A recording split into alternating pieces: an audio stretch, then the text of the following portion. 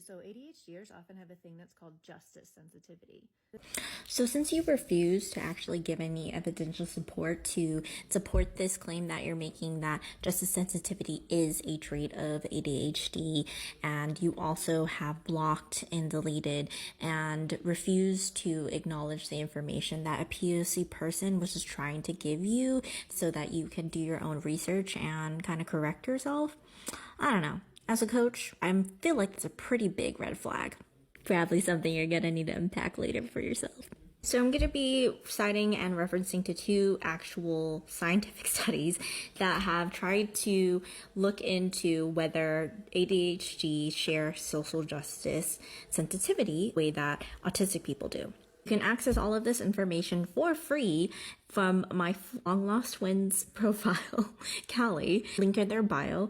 I'm putting a screenshot of the study or the title directly so that you can look at this information for yourself. I am just going to quote and reference to what they found in line with the study.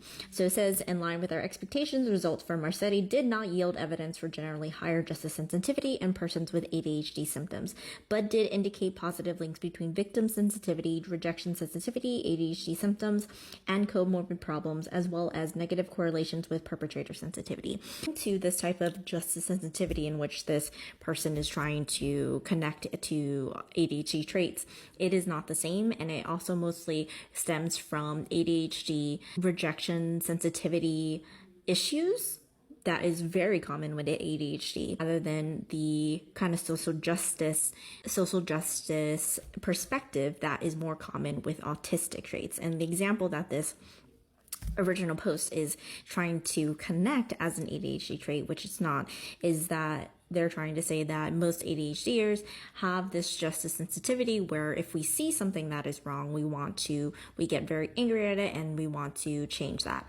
It's not necessarily true, because a lot of that stems from most of the personal experiences for ADHD. So a lot of it has to deal with rejection sensitivity rather than for autistic traits in the way that she's trying to exemplify. Most autistic people don't tend to believe in social hierarchies because it's another rigid thinking and black and white thinking when it comes to our belief systems and what we believe should be fair and true to everybody else. And therefore, that's why we have a higher sense of social justice, is because these social hierarchies that are in place, we do not agree with, and we see the unfairness that takes place. That is not the same type of perspective and sensitivity that ADHDers experience. They experience more of rejection sensitivity, where it's personal things that they are experiencing are unfair.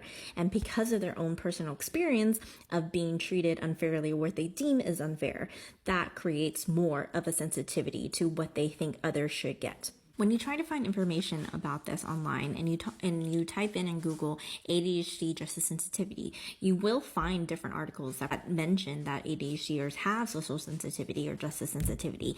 But something to note about those articles is that those are not actually studies. Those are a lot of opinionated articles. The issue here is that she is misinforming what a trait that is very exclusively known to be autistic trait or very correlated to autism as ADHD, and many of the people that she coaches or whatever that are followers could potentially believe and may have ADHD and think that this is only ADHD, but they could also be autistic. And because of this lack of information or this accuracy of information, those who are in the comments who say, oh, this is what I also connect to when it comes to being ADHD, might be autistic, and not getting that accurate information to correlate to what diagnosis or what kind of mental health they should be looking into can actually be a disservice to them. There's nothing wrong with being autistic and ADHD.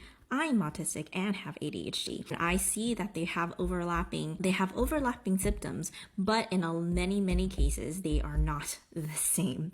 In a lot of cases for autistic people, it is very common for us to have comorbidities of ADHD traits and to have comorbidities like ADHD occur with autism.